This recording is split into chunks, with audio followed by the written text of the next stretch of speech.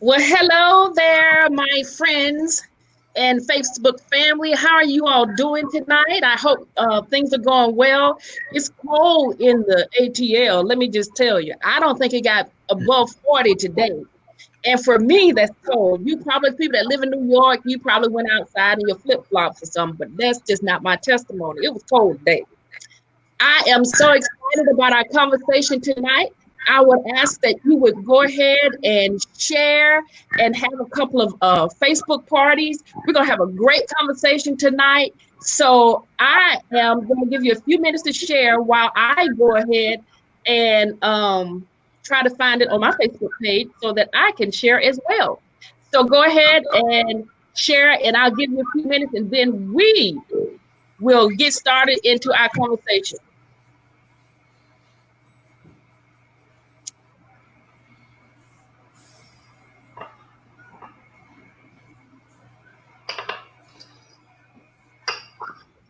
I don't know why. So what I was trying to do is I was trying to share it to my personal page, but it does not want me to do that.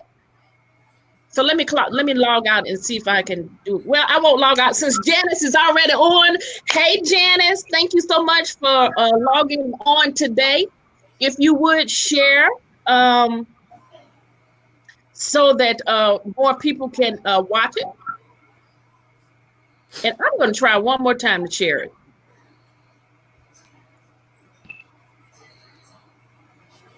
Let's see if I can do it one more time and then we'll get started. Nope, it won't let me do it. It must be operator error. That's all I'm gonna say. It's just me, honey, and I don't know what I'm doing. All right. Well, let's do it. All right, well, let's just go ahead on and do it. We are so, like I said, we're so excited for our conversation tonight. We're going to be talking about home for the holidays, life after lockup. It's going to be a real conversation. I would ask you to go ahead and share your questions if you have any, because they're the experts and they're going to talk about it. So tonight, I am honored beyond measure to have with me Nicholas Tatum. I call him Nick, call him one of my nephews. And then Tavis Taylor. I am so excited to have both of them. I am going to be asking them some questions and we're going to have just a little conversation. They're going to tell you about their story. They don't look like what they've been through. They don't look like what they've been through. I am so excited for the opportunity to have a conversation with them. But before we get started in the conversation, I'm going to go ahead and ask Tavis to talk about the services that she provides, talk about her businesses, and then we'll get started. Thank you so much, Sonya. I'm Tavis Taylor with Tavis Taylor Talks. I'm super excited about what God is doing in this season. I'm a 6-time self-published author, just published a work that went bestseller. I'm excited about that.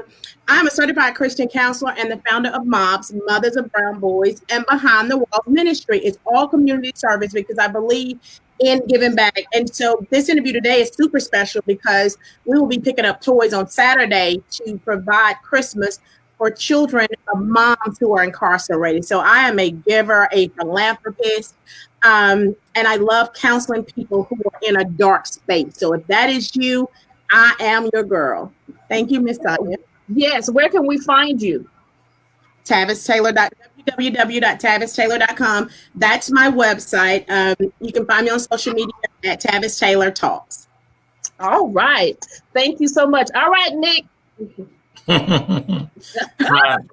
How's everybody doing today? That was a great intro, Miss Tavis. My name is Nicholas Tatum. Some people know me as Fame. I am the CEO and founder of Hands is In Cleaning and Floor Care, which I hope I can bring jobs, and not just jobs, but also teach young men coming out of incarceration, different juvenile facilities, and not just incarceration, but foster care as well. Help teach them the floor care trade, as well as provide some good paying jobs for them. I'm an aspiring author. I have a book coming next year sometime. I'm also on my walk to become a full-fledged minister myself. And you can find me at Fame Your Energy Guide. And as well, you can find the business at Hands of Zen Cleaning on our platforms. Wow. Thank you all so much. Y'all are doing it. Y'all little entrepreneurs. Nick, I did not know you did floors. I will need to call you. See how that worked out? See how that worked?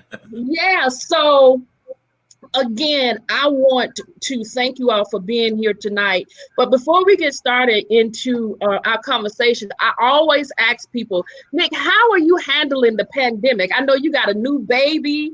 How's that going?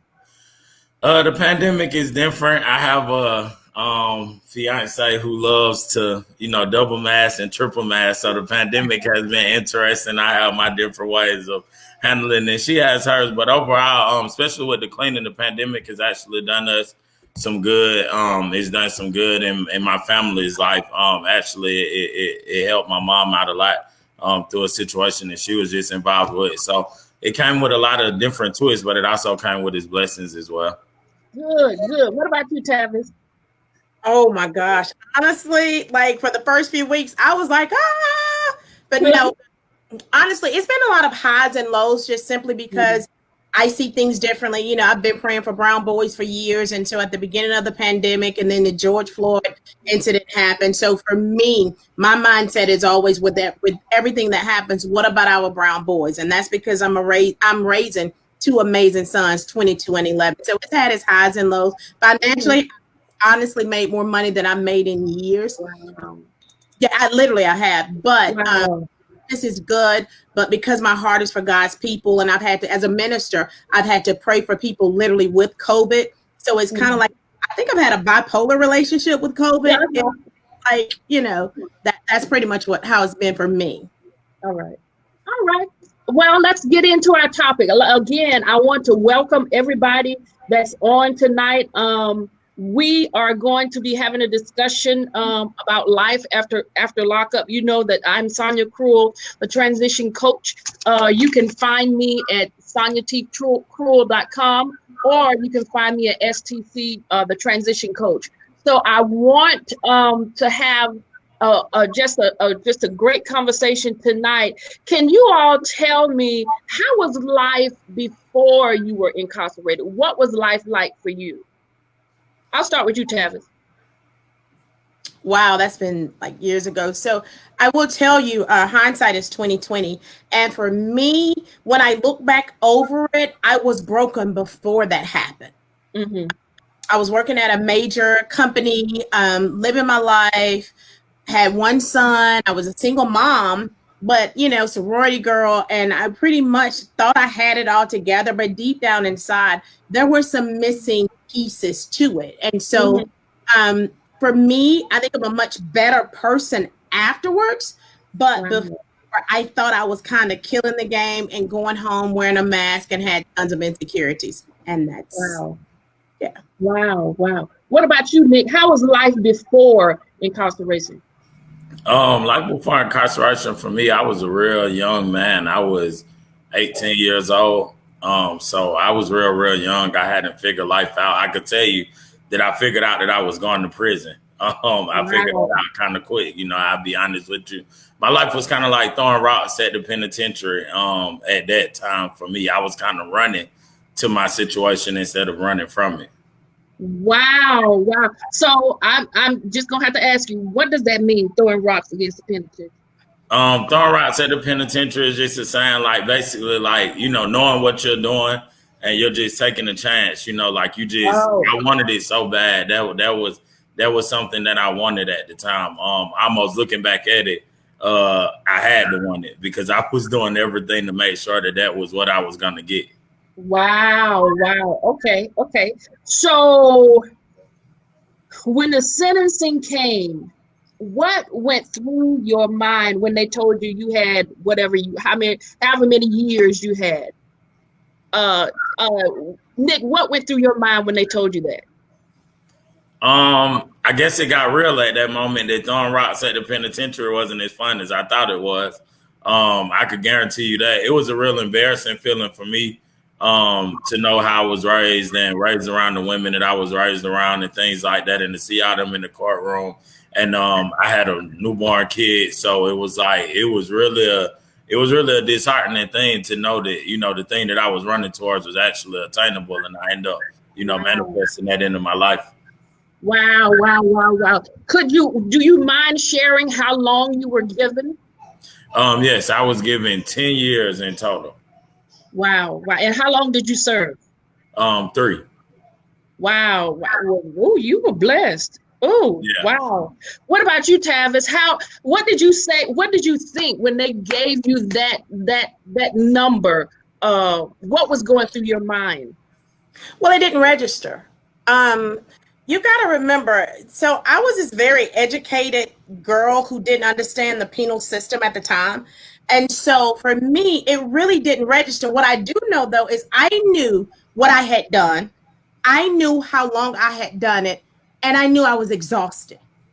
And so Wow. I didn't know what they knew.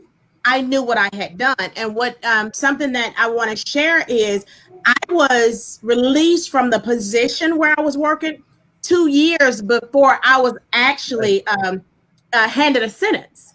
And so for 2 years, I was under, what do I know? Who have they talked to? What, you know, so it was more so a relief that it finally happened at the time of sentencing, because for 2 years it was looking over my back, it was shutting curtains and not knowing what they really knew. Right. Do you mind saying how long you were sentenced for? Yeah. So I was sentenced for 10 to serve 3 with a consecutive extra 10 years until I paid all of the money back. And so I didn't know what that meant. Like I was green, I didn't know, but that's what I was sentenced for, kind of like Nick, 10 to serve 3. But I didn't have to serve 3 years, but that was the sentencing. Wow. I just can't imagine. So after the hearing or after the sentencing, you go immediately to prison, right? And not to jail. Or do you go to how does it work? Well, I did. My crime was white collar.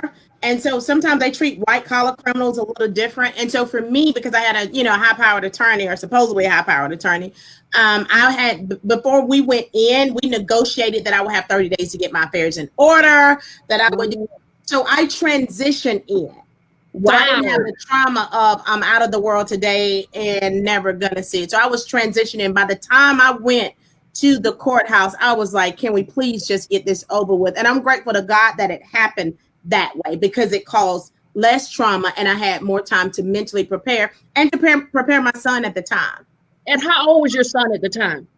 When I actually had to leave, it was 5. So being an intellectual, I was like, okay, they say the brain forms between 0 and 5. So if I can leave at 5, God, I mean, I rationalize with God really good. If I can leave when he's 5, God, then I think he'll be okay, because of that time frame that it takes their brain to develop. And he was a little like 5 and 5 days or 10 days before I had to leave. So how was your support system during this time? My support system, you know what, I'm blessed. My support system, and prison is not a fairy tale. So I hope that the way I'm coming off today doesn't make it seem like, oh, I had a great time. No, it was horrible, but my support system was phenomenal. And my sorority sisters, they supported. What was so amazing is I learned how to communicate from that place. So I had a friend who, she would never write me. She would always send me a $40 money order with a little statement on it. And that was it. My mother never wrote me, but every time I called, she answered the call. You know, I had a sorority sister that always sent me magazine clippings. So everybody communicated differently. And so my support, I could send out one letter to about 3 groups of people.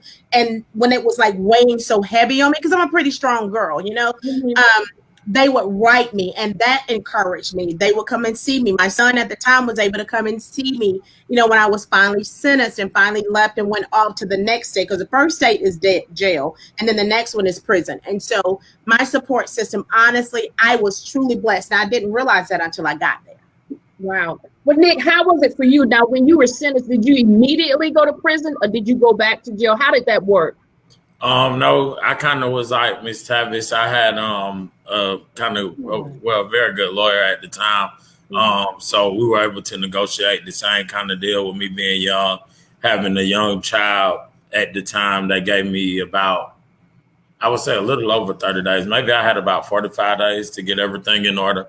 But me, I went directly to the 7th floor of Rice Street, which isn't the best place to be at 19 years old. So I kind of went almost to baby prison and then straight to prison. Yep. Wow. So tell us a little bit about your experience in prison. What was it like? I know we see TV shows, and I know that can't even compare, but what was it like for you, Nick, in prison? Well, for me at the time, I was an active gang member. So I had a lot of fun. To be honest with you, it was scary maybe the first couple of weeks. And once I found kind of my circle and my groove, and I got out of that diagnostic phase as far as testing and going to get, to medical, to dental and things like that, I kind of jumped right in. Wow. What about you, Tavis? So for me, I went in sentence, but I stayed on Rice Street longer than anybody who's sentenced. Because usually when you're sentenced, you have to go to the jail phase and then to prison. And it's pretty quickly. Where for me, I didn't realize what God was doing, but I stayed at Rice Street for a while, and I was able to teach. I was able to be in spirituality. I was able to just kind of not be so absorbed with where I was. I was determined that, God, if I gotta go, then let's make lemonade out of these lemons. And sometimes it'll come out in my teaching and stuff, when that's why I'm so positive and God, it's going to be okay. But it was different for me. I mean, when I finally made it to prison, I found favor with the warden, so I didn't have to be shipped out. I sent her a letter and said, hey, this is who I am. I think your prison is great. I think you're doing this good. I think you're doing that good. Hey, my parents live closely. I did what I did. I accepted. I want to stay in this town so that I can see my son. I admitted. She called me. She came and got me, the warden. Wow. Put me into a private space and was like, who are you and why are you here? And so for me, it's like the Joseph experience. I found favor with the warden. Wow. So how was it? They said that you take away your rights and you can't do this. And how was it for you, Tavis, when you talk about your rights? There or after? During there. Well, when you're in Rome, you do as the Romans. So so they say take away your rights, but prison, jails. I compared my first year in prison, because I only stayed there a year and some months, and my freshman year in college to the same thing. They're equivalent, and somebody should do a study on it. What you do is you learn what works. You learn that perfume is a status. You learn that getting commissary is a status. You learn that having good clothes is a status. You learn that having a good detail is a status. And so you learn the language of where you are. And it's not like TV. I mean, I was crying with my friend. I was like, Big Bertha is going to rape me and I'm going to die. And it's not it's not like what you see on TV, at least for the women. At least for me, it wasn't. And I now know that God, had a firewall of protection around me, but it's yeah. Wow. Nick, how was it? You said that you had fun. I just can't. That sounds like an oxymoron to me. It just does not. It's two different things. Well, that was only for a little while. Huh? That was only for a little while. Oh, so tell me about them taking away your rights. You couldn't, you didn't have the luxury of going for a walk or going to bed when you get ready and all of those things. How was that? I found myself in a lot of trouble when it came to things like that. I was always so strong-willed and so headstrong with what I wanted to do when I wanted to do it. So I did find a lot of trouble myself with that. I got sent to the hole a lot due to things like that. And getting sent to the hole, I think, is the worst part of losing rights in prison, because in so many words, it's jail inside of jail. So at that point, you might get a shower once a week. You may eat twice. You may eat one time. It all depends on who you made kind of upset and what you were back there for. I think that was probably my worst experience, was being in solitary confinement. So I found a lot of trouble as far as my rights being taken away.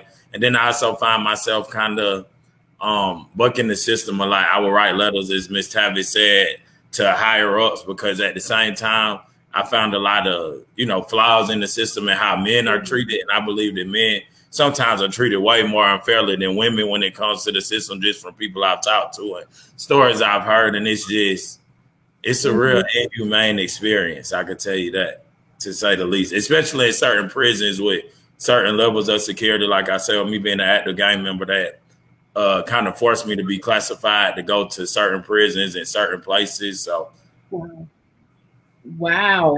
Ooh, y'all are educating me tonight. Nick, how was I didn't ask you this question. How was your family? How was your support system?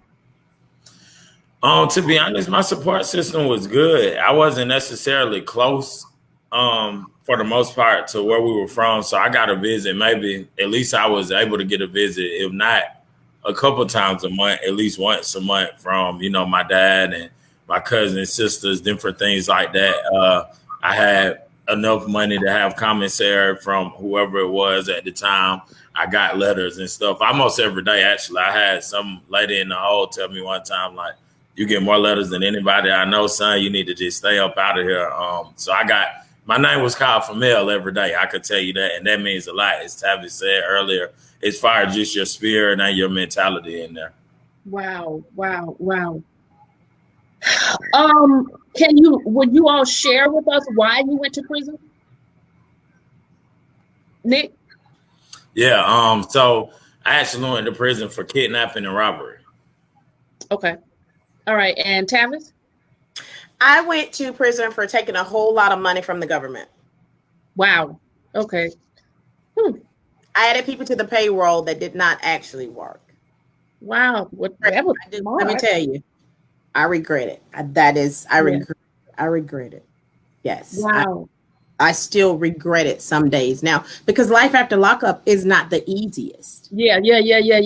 With you, people don't want to. Even now, with me being Tavis Taylor Talks, there are people who will tell people don't work with me. Like, at least every 3 months, somebody will say, "Oh, you're nice. So-and-so said don't work with you because of this." And so for me and Danielle putting out the book, The Scenic Route to Purpose, it was, I don't want anybody taken up for me. My story is in a book, and people still judge me. There is no redemption. People are not forgiven. There are contracts that I know I qualify for that I don't get. There are people who would take my ideas and use them and benefit off of that because people believe more in them than they do an ex-offender. And to some people, I will always be an ex-offender. Yeah. But to God the Father, I am forgiven and I am redeemed. And that's why you can see me smile with my shoulder blades in my back pocket, because I focus on what God says about me and not what man says. So that was going to be one of my questions. How has it been? I'll come back to some of the other stuff. How has it, since we already here, how has it been navigating life after this, getting a job? Horrible for me.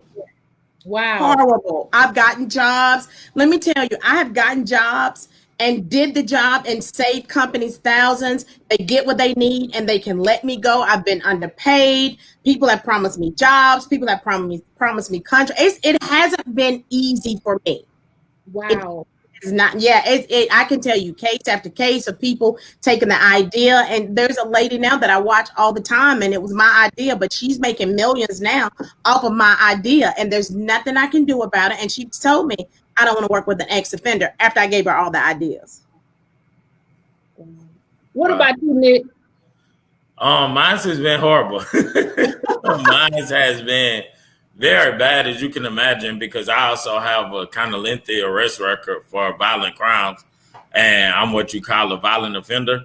So any program they have, any assistance they have for ex-offenders as far as jobs, my felonies don't fall up under the certain criteria. I'm what you call, I guess, the worst of the worst ex-offenders when it comes to the state and federal level, because of course my crimes are violent and one of them was a theft crime as well. So I just kind of noticed that if I want anything out here, it's gonna now be for me. So I've been blessed over the past few years to find good opportunities for me to be able to further myself, further my family and things like that. But trust and believe, it's hard. Even like with our company, as she spoke, I can't really put it in my name. I have to put it in my fiance's name in order to get certain grants from the government, to get the big contracts that you do want.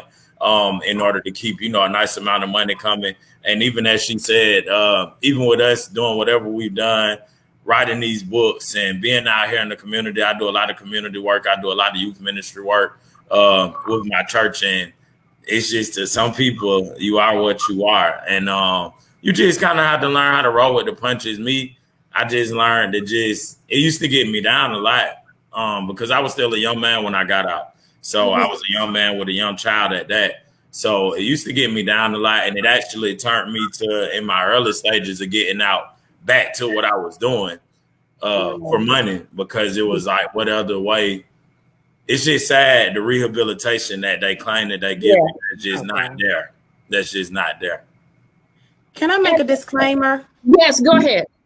Can people please stop posting, these are the people that's hiring ex-offenders. If you want a job, call this list. That does not work. It doesn't. Please stop. Because I think I've posted it twice. Well, please stop. Yeah, it doesn't work. It does not. Mr. O, the people don't want us, and that's how that is.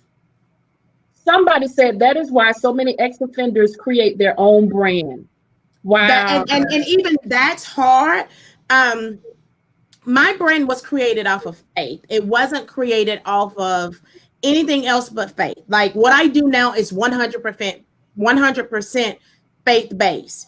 And it is because people are so judgmental. Now, I will tell you, ever since we've been in this climate that we're in, since COVID and all the political stuff, I'm like, it has given me more faith in myself and my truth to watch other people live out their truths, that are untruths, that I have the confidence that I have now. I didn't even have last year this time.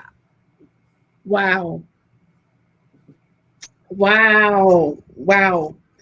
All so right. Can you imagine, Sonya, knowing that somebody has told somebody not to work with you, they inbox you to pray for their children, their brown boy, and you like, really, Jesus? Wow. Jesus. So I had faith before I left. So this is not she found Christ in jail. As a matter of fact, when I was gone, people looked to me for my faith. I don't care what happened. They were going to come and find Taylor to pray for people because I went with faith.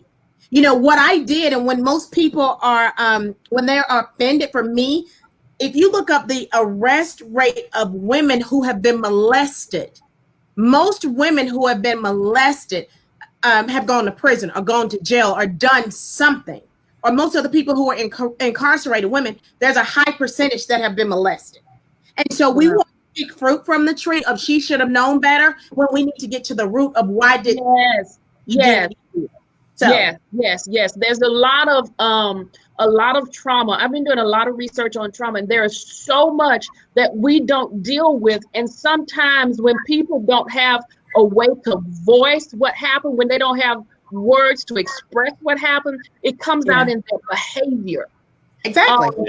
I think that sometimes we overlook that, and we like to say, oh, that happened 10 years ago. We're still dealing with the effects of slavery now. So if somebody was sexually assaulted 20 years ago, they're still dealing with it. If they have not dealt with it, I am so sorry, y'all. There's been comments, and I hadn't even logged on. If we have not dealt with that, that's still in you. That still needs to be dealt with. It just amazes me that people think, oh, you should be over it by now. No, you shouldn't. No, you shouldn't. And something you've got to think about too. I came from a 2-parent home. I was conceived. My parents were married when I was conceived, all of that. But you got all of these outlying parameters, you know, played into even who I am today. And I think if we as Americans, and especially as Christians, would marry the psychology with the faith, I think we'll see a lot of these triggers, a lot of these warnings, a lot of these things play into it. The problem is some people get caught and some people don't. And you know what? Even the ones that come from two-parent households, they still have major issues that they haven't dealt with. They still have stuff that their parents may not even know about. trauma comes in so many ways, and it affects people, everybody differently. And until you deal with that trauma, that stuff will go into your marriage. It'll go into your other relationships. It will go into how you view things. Trauma can do a number on your even. I had the girl on last week talking about trauma, and she talks about how it attaches to your DNA. And when you start to develop things, and that trauma is right there with you. I think sometimes we just overlook our childhood and say, that happened when they were a child. They should be over that by now. That's not true. That's just not true.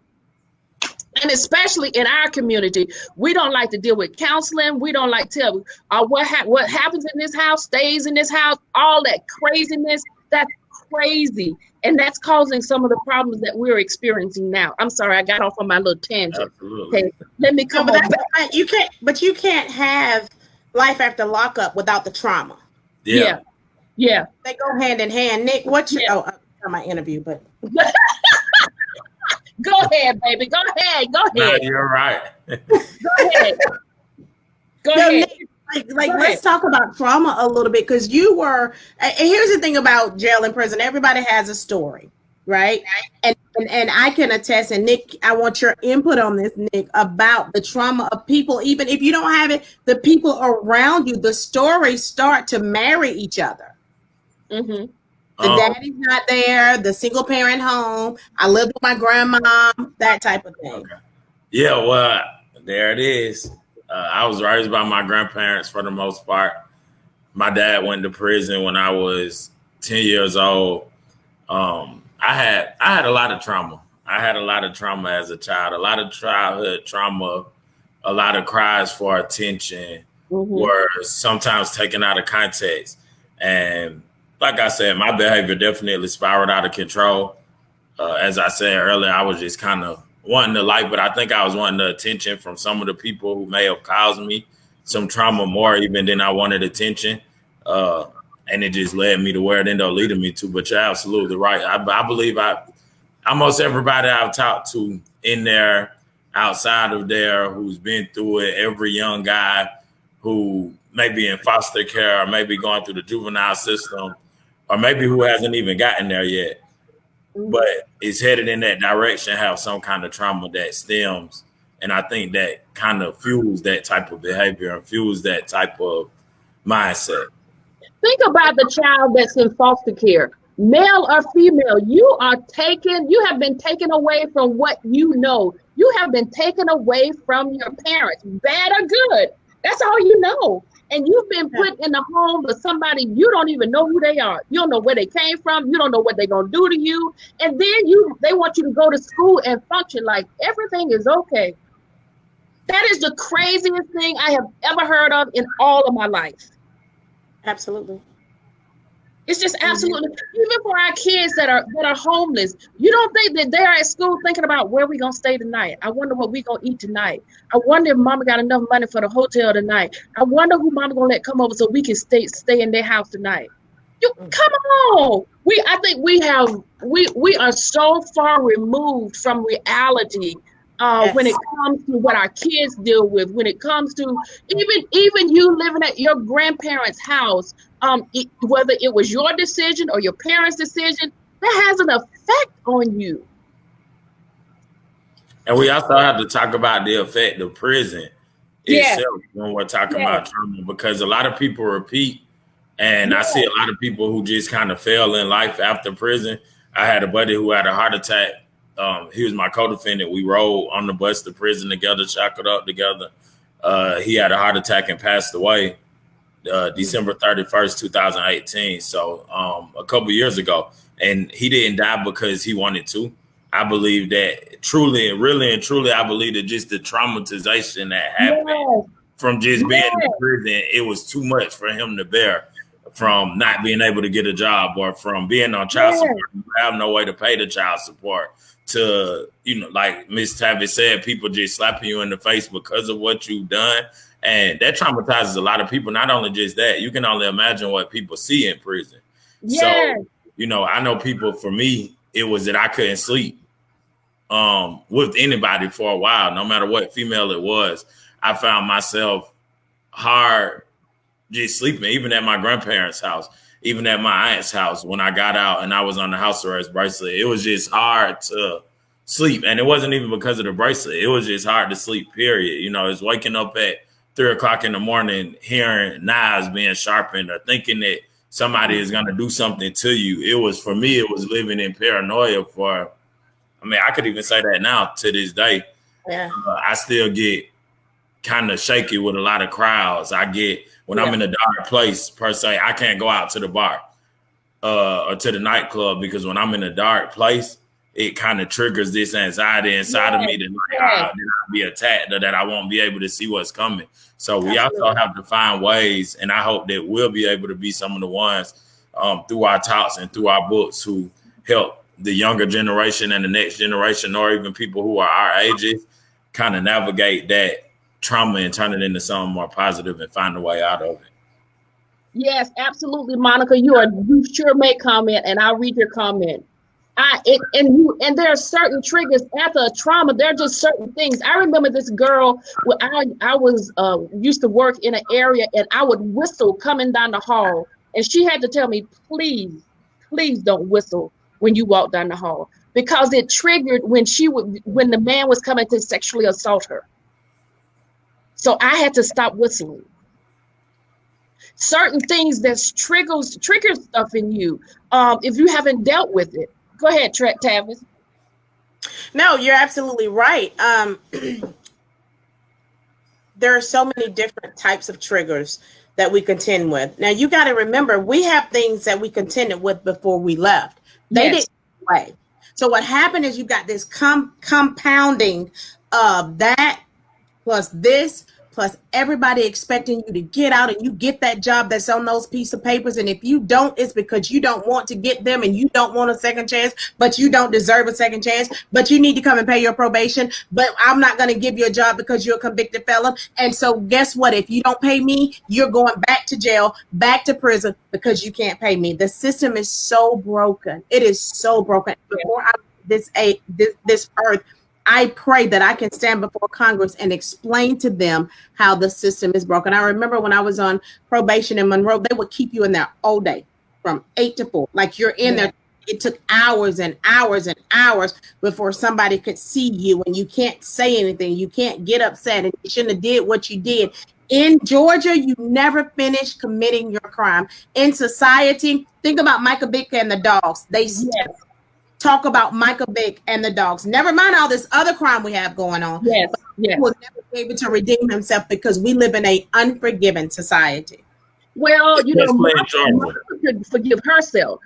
Martha got a TV show afterwards. She's on commercials now, and But we don't look like Martha. Right. She and Vic was convicted at the same time. Now, Monica says recidivism. Yes, it's traumatic in and of itself. Can you share a bit more about the probation process? Nick? Either one. Well, I was on both parole and probation. My parole was horrible. I got out, had 24 hours of freedom, and then I had an ankle bracelet slapped on me for the next 7 months. So for me, it was kind of like she said, where am I getting a job at with an ankle monitor on, first of all, in the middle of the summer? It's kind of hard to hide them. They're real bulky. They're a big problem. They put a lot of stigma on you as far as what time you can work, where you can work at. So that's all like a hassle in itself. And probation is absolutely horrible in Georgia. I like to say that parole is better than probation, because parole was kind of like, my particular parole officer was very lenient as far as me not having a job, things like that. And she actually was very helpful. I think that the thing that just killed me was the ankle monitor, because it's like, I'm free, but I'm not. And it's also that pop up at any time. You could pop up at my house at 5 and 6 o'clock in the morning when you want to. You know, I'm dead asleep to the world. And, you know, it's a all around hassle. But probation is the worst in Georgia. And I'm sure it's bad everywhere. But it's kind of like she said, probation is, with Georgia, period, it's a never ending struggle here in Georgia. You cannot do nothing in Georgia. They have this arrest record thing that'll kill you more than your actual conviction will kill you. So everything that I was arrested for will come up in the state of Georgia for different things. And it's things that I'm not even convicted of. It's things that I may have had a part in, but I wasn't found guilty of. Things like that that'll just still hinder you to this day. So probation is just a trap. Like she said, if you don't have the money, you can't afford to pay, let's go back to jail. It happened to me. I had 4 probation violations in my first 2 years out for non-payment. Wow.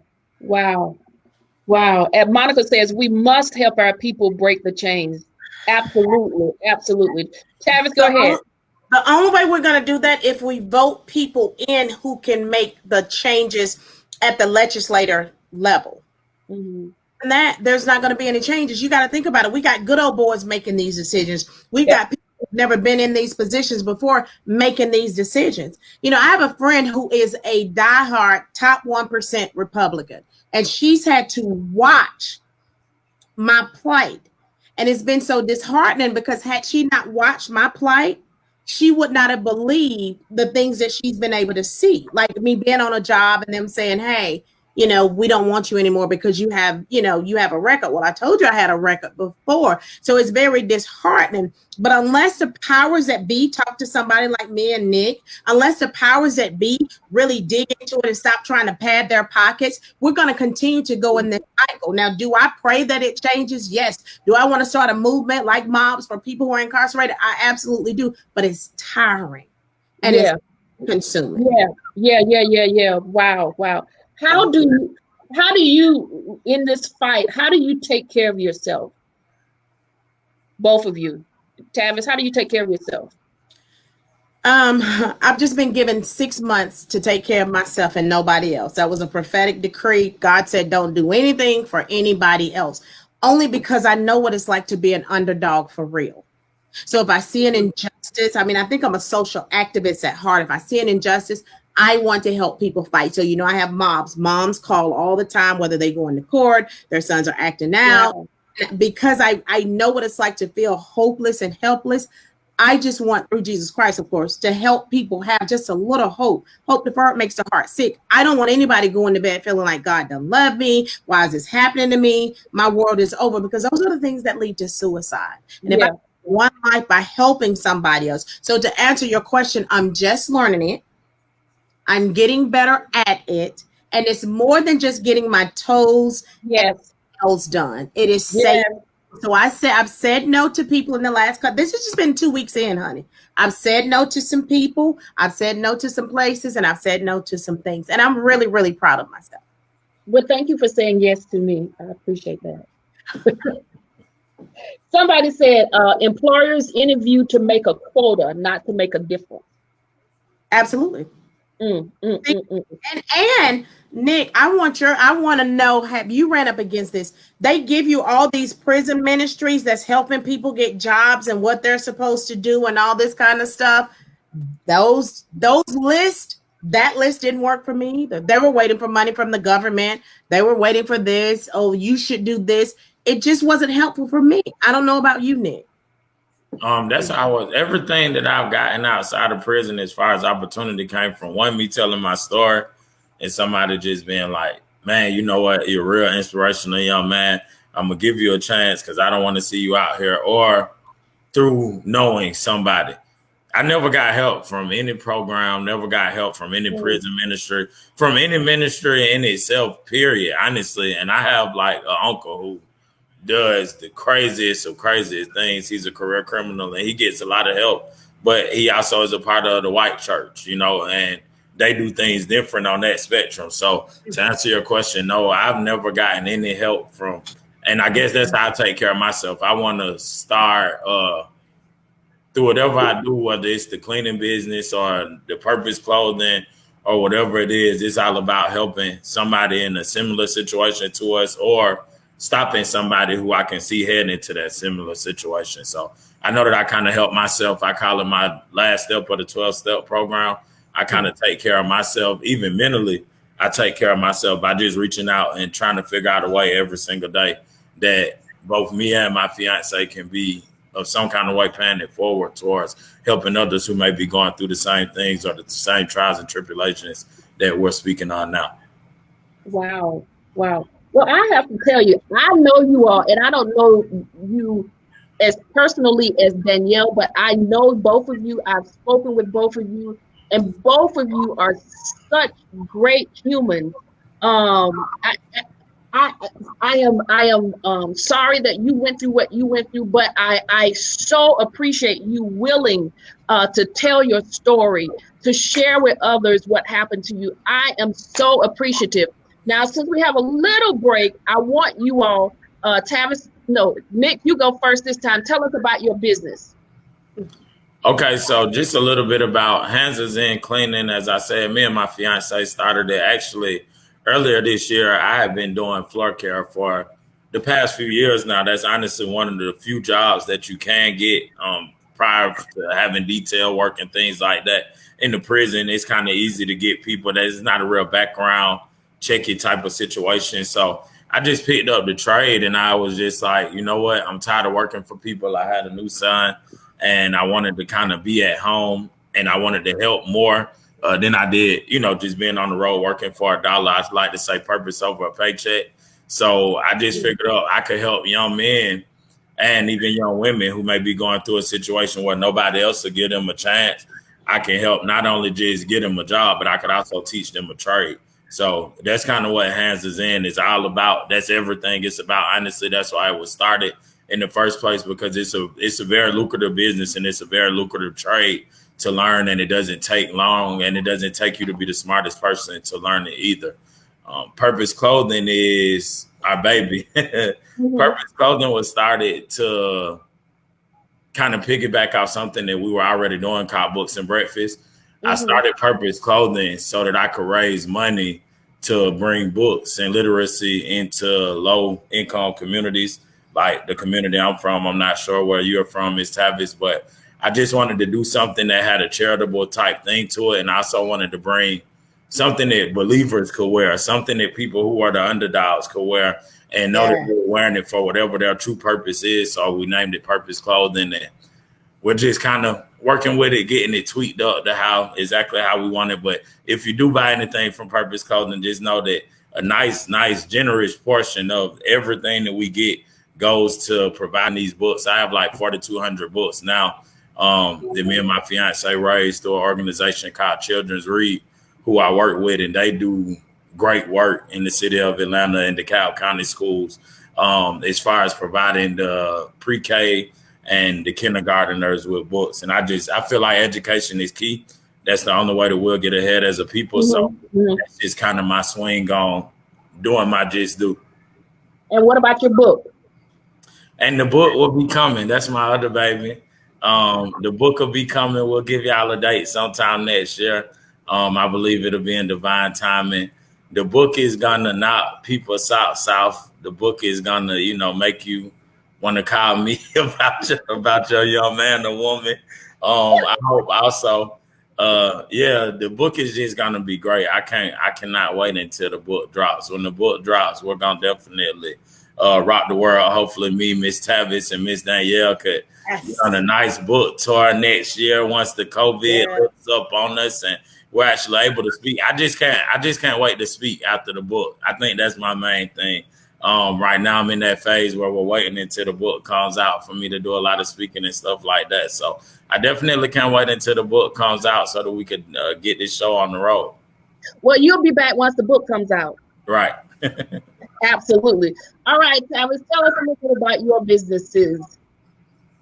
Wow. So, one of my businesses, Taylor Connection Staffing and Training, is a call center business. You do have to pass a background check. Now I passed it because I've been home for so long and it's been over 10 years since my crime. But it's work from home jobs. We do that. I do Tavis Taylor Talks. And let me tell you, I'm so excited because I'm going to be filming my broadcast shows this Sunday. So say your prayer. I am interviewing some amazing women.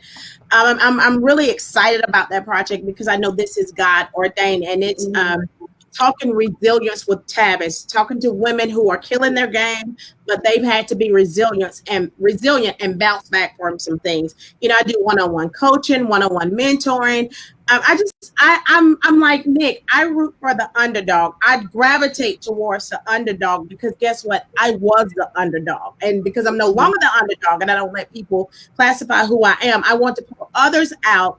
I kind of feel like I'm the Harriet Tubman for people who have been mentally, physically, or emotionally incarcerated. Let's pull you out and let's get you on that pathway and destiny that God has ordained for you. Wow. I have some heavy hitters on my show tonight. Good night. Monica says self-care is essential. I have friends who are aspired to be like, therefore I lift me up, hold my head and keep me lift me up and hold my hand and keep me in prayer. All right, that's fantastic. Let me get back to my questions. I know Danielle's gonna kill us, right? I know, right? Thank you for joining us, Daphne, Travis, and Monica. Ashley, thank you all for joining. Let's see who else is on here before we go back.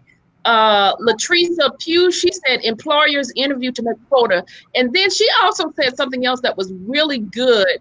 She said that she couldn't stand to hear gates close. Gates closed and still gets me is what she said. Wow, I never thought about that. Geraldine is on. Thank you for joining. This has just been a great conversation tonight. And if you are listening for the replay, I would ask you to go ahead and if you have questions, go ahead and write those down. I will get those and we will get answers for you. Now, when you came out of prison, what was your mentality like? How did you switch that thing to now you were closed, you were locked up, you were confined, but now you are free to do whatever you want to do? How did you switch, Tavis? Oh, I was delusional when I came home, and I'll tell you why.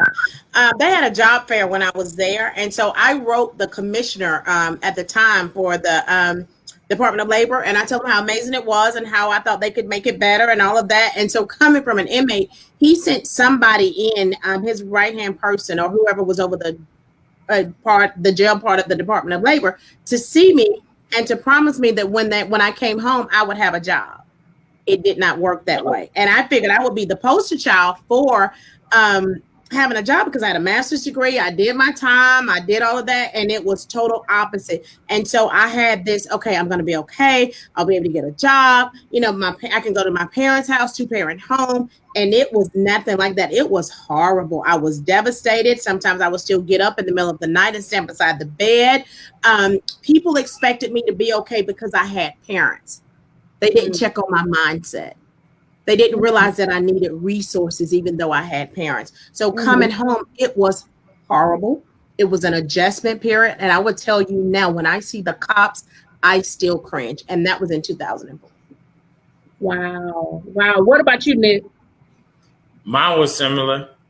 I was very delusional. I had gotten a masonry degree and a stone this from in there, and it did months and months of training, and I thought that I was gonna get out and it was gonna be this, like she said, I would go to somebody's house, I got parole, everything is gonna be kind of smooth. They told me they had, since I did the reentry program, people gonna give you federal and government bonding and different things like that. And I kind of did think that everything was gonna be a walk in the park.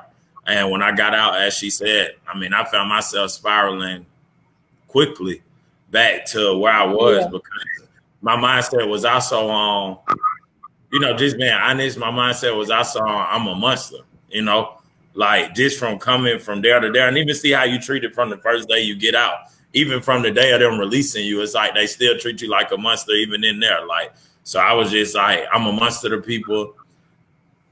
This is just life. This is just where I'm at. And it sent me to a deep depression for a lot of years.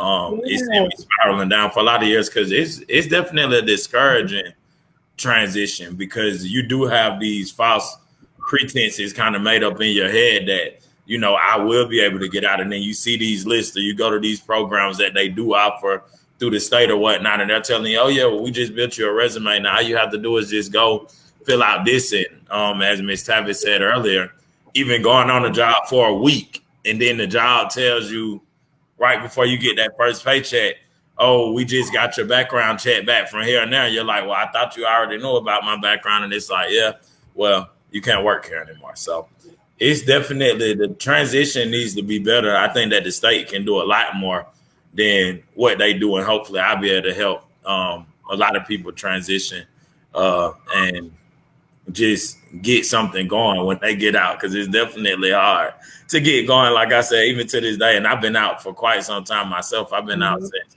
2013. So 7 years later, like I said, I'm still hitting these roadblocks, like I said, for contracts, for just different things. So I think that it's an everyday struggle with transition, and it's still a mindset thing that you have to be ready for, because it's very discouraging to me now when we're bidding for a contract and every talk is going well, and then we get to that one part, and it's crazy because you have some jobs that your background won't come up, and then you have these jobs that do these, I don't know what type of background checks they have, and they're like telling you something about you, and it's like, wow, well, I didn't even think that still showed. But even to this day, like I said, and I got my charge, got indicted or sentenced, whatever, in 2009. So you're looking at 11 years later where certain things shouldn't be coming up, but somehow they still do. So it's just an everyday process. Monica said that it's for her as well. I still get nervous when I see the police 20 years later. Wow. Yeah. Mine is about that 2003. What's that? It's about that. Yeah. Yeah. Wow. Wow. Ooh, well, we're coming up on 7:56. I cannot believe it's already been an hour. Let me know if you have any questions, because we're going to wrap it up. I don't like to keep you all too long, but this has been so good. Oh my goodness. Okay, I'm going to ask a question that some people may be thinking. Tell me the difference between parole and probation. I will tell you what my parole, because I was on parole at first. I said, I'm free. She said, no, you're not. You have 1 foot in the jail and one foot in prison and 1 foot out. Wow. You are just one mistake away. And what's so sad about it is you can be in the car with somebody you don't know have a gun. You can be in the house with somebody you don't know have a gun. You could do anything. You can't even get a traffic ticket. Wow. You can't get a traffic ticket. Everything gets violated. So, depending on the county, that the way they handle the probation. But parole is you are 1 foot literally in prison, not jail. Because parole sends you directly back to prison. Probation will send you to jail and possibly back to prison. Am I right, Nick? Yeah, you're right. Yeah. Wow. I didn't know you could. Everybody gets a speeding ticket. You can't if you're on probation or parole. You have to report. Yeah, it's strict. Oh, parole is state, probation is city time in New York. Oh, okay. Oh, that's New York. Okay. Oh, Lord have mercy. Well, again, y'all don't look like what y'all been through. I'm so thankful that I know y'all. Y'all are doing marvelous stuff. Nick, I saw you when you were when the man was telling you to leave your own house in the parking lot. I was like, this man is at his own house, and this Asian guy was trying to tell him that he didn't belong there. He was in his own apartment. Really? We don't went viral. Nick. I want to see the inbox me that. Oh yeah. My phone. And I was like, Nick, keep it cool. Nick, keep it cool. Please, Nick, keep it cool. Keep it cool, Nick. Oh, I did some stuff off of that video. I can tell you that I wasn't I said some stuff now, but it was all right because that even comes with it still. Like I said, I think my time is hard because, well, you guys can't see, but I didn't do myself any justice by not painting my whole body up while I was incarcerated. So I think that kind of comes with it. How do you do that when you're in prison? Oh, it's ways to do everything.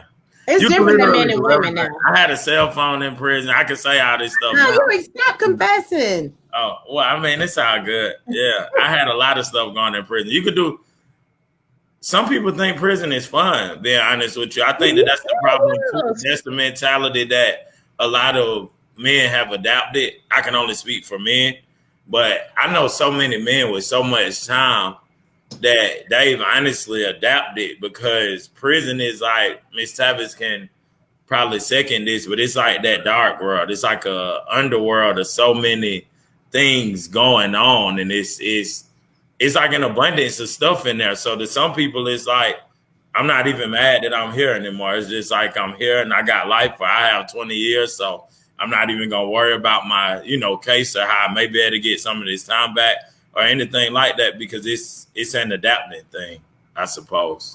Wow. And it's weird. Sonya, I know we got like 7 seconds, but it's very weird because the detail, that means the work that I had to do, because of the letter that I wrote, I was able to stay there. And this is why I talk about the favor that I found. And I worked on projects for the warden's son. I worked on projects on the computer. And there was a lady from the free world, an officer that got jealous and said, well, she may try to break out of the prison. I was like, I don't even have enough time to break out of prison. What do you mean? And so, yeah, it's its own. When I tell you, I wish somebody could go undercover. It's its own world. It really is. There's a thing on Netflix now called 60 days. Oh, no, I can't watch it. I don't want to watch it. That's I something. don't want to watch it either. But I watched it. That's play. That's just jail. Prison is so much different than.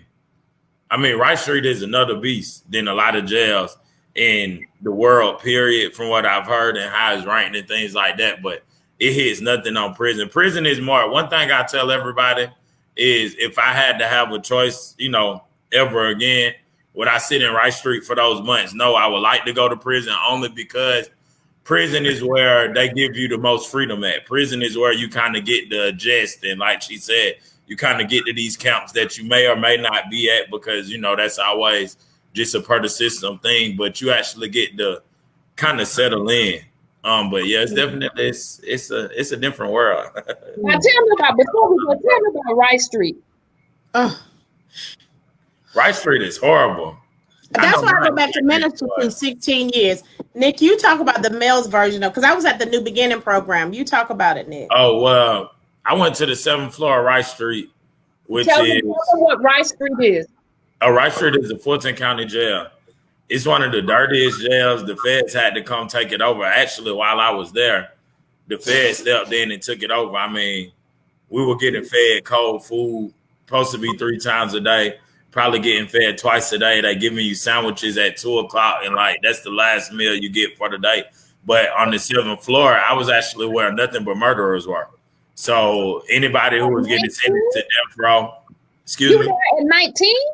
Yeah, I was there at 18 first, but I ended up there at 19 when I turned myself in to do my time and things like that. So actually, one of my roommates was one of the first people to get the death penalty in 15 years in Georgia.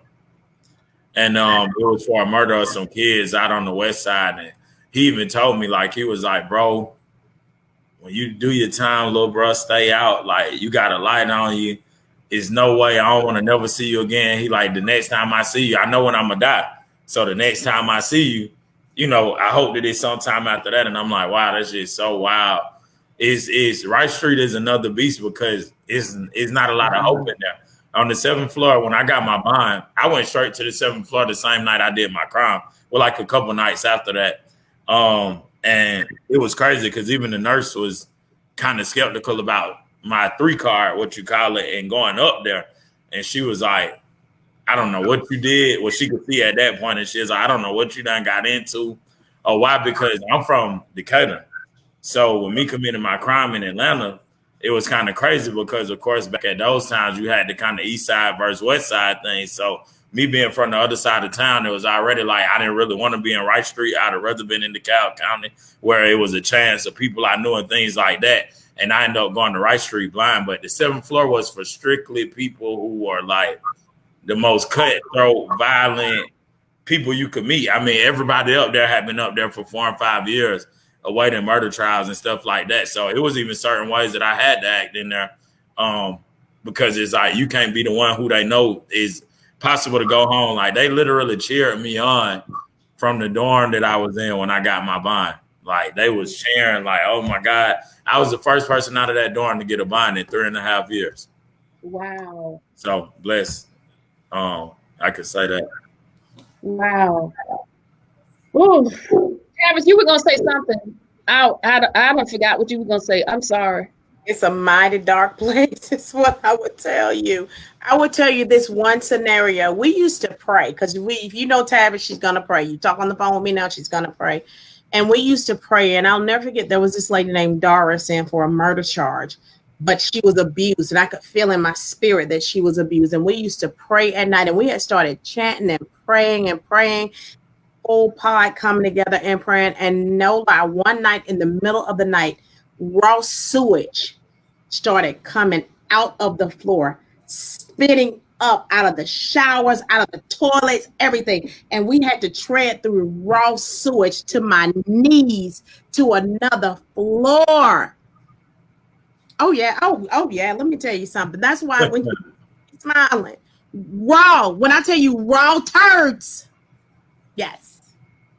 That's right. That's right. Now I will tell you this, and I pray to God I don't get killed after this. I will tell you this, that I'm grateful that I have sorority sisters that I can write in code and say XYZ 1, 2, 3. And when I saw it on the news and the feds took over that year or the year after, I knew that I had made a difference, because if I was going to do wrong, I wanted God to let me make a difference.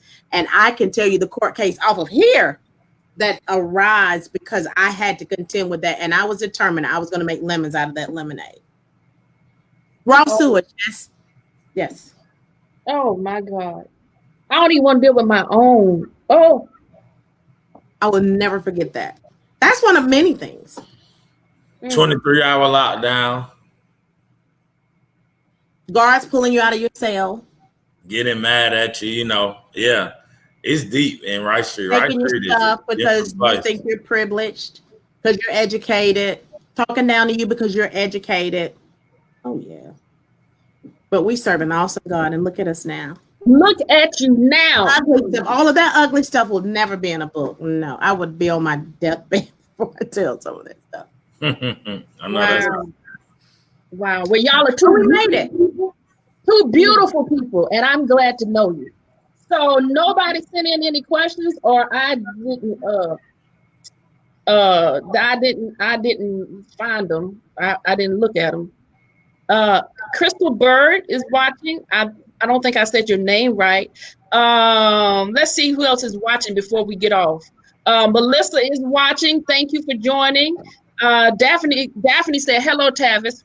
Hey, Daphne. Daphne Travis. I think that's it. She says, I'm late. My question, what is your question? Hurry up and give us your question, because we get ready to get off. We got to go to work in the morning. Well, no, I got to go to work. These entrepreneurs, they have their own. We never sleep. Oh. And you got to get baby boy up. Michael Ashley, thank you for joining us tonight. Monica, thank you so much for joining. I should have had you on this conversation, so maybe I have you on next. Monica is my cousin that lives in New York. Melissa, here's your question. I have a loved one locked up, and she's requesting books. We've brought some. So what kind of books is she wanting? Tell her I got some. She can order off the internet. Okay. Both of these people are published authors. Well, Nick is on the way. My first book is a book for people who are incarcerated, behind the walls, making it through a tough time. If she's stressed, I'll order it for her. She said the first book that she wrote is called Behind the Wall, Making It Through Tough Times, and that's specifically for people that are in prison. Melissa, so that may be one that you would want to get for her. She said, we got it. Oh, well then, okay then. Wow. Thank you. She said, okay, I'll order it. Behind the Walls, yes. And she wants 7 Habits. Okay. Oh, yeah. And Levon Rucker said hello. Hey, Lamont. She's a member of my church. She's an elder at my church. Okay. All right. You got your little following. Go on. I ain't mad. Latricia, thank you for joining us tonight. Y'all have any more questions before we wind up tonight?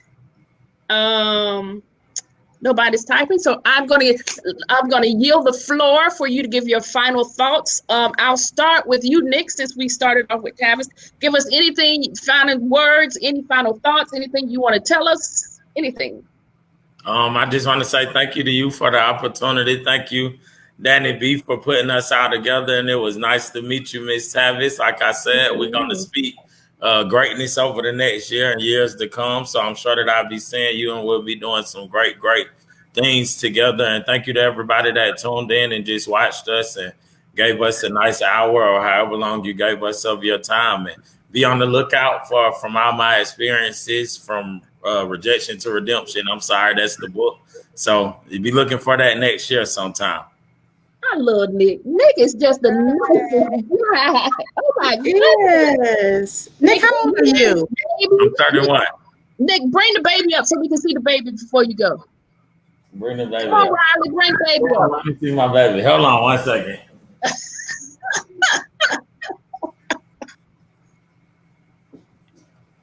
Oh. Hello, big fella. Oh, you can tell that's breastfed baby right there. Yes, we got to get him some presents for Christmas too. Yeah. I'll buy amazing something and a million something. How about that? Come on. Yes. Danielle says, I'm on here and I want to shout out too. I'm a fan of you all. Q1 fam, from rejection to redemption. Danielle said it's coming out Q1. So Tavis, any final words? Listen, I want to thank you for this opportunity. And Nick, I'm so honored to grace the stage with you and to finally to meet you. The only problem is now that I've met you and you're a brown boy, so to speak, I have to put you and a million on my prayer list forever and a day. I just want to leave the viewers with something. You may have a family member who are incarcerated, or you may think that you cannot bounce back. Listen, bouncing back is an option. And no, we may not be able to go to corporate America and work, which I believe one day they will pay me $10,000 a speech to come in and tell them. No, that's right. Money from their companies. But let me tell you something. You've got to muster up the strength because you're resilient. You can bounce back. And the last thing I leave you with is this. Nick and I, we're okay. We're fine. We made our mistakes, and because we believe in us now, and we have Danielle Butler, who is very bougie and very sophisticated, who believes in us, that we're catapulted to the next level. Don't feel sorry for us. Don't want different for us. Know that our path was ordained by God, and we are walking in where we need to be. This is what you can do for us. Pay for us to come and tell you how you and your people can make it through tough times. Oh, that's right. That elevated speech was the bomb. Well, thank you all. Thank you all for joining. You know, this is our last one for this year. I pray that you will enjoy your holidays, whether you're Kwanzaa, Christmas, Hanukkah, whatever your deal is. Just enjoy. Be safe and wear your freaking mask. Please. Wear your mask and do your social distancing. Don't have to come to your house this time around. They can come next year sometime. Stay home. It has been an absolute pleasure for having you guys. I genuinely love both of you. I consider you both to be part of my family. Y'all like my niece and my nephew. I love you. You know, whatever I have is yours. If I got it and you need it, you know you can get it. So I appreciate you and I love you and I thank you for what you're doing for our community.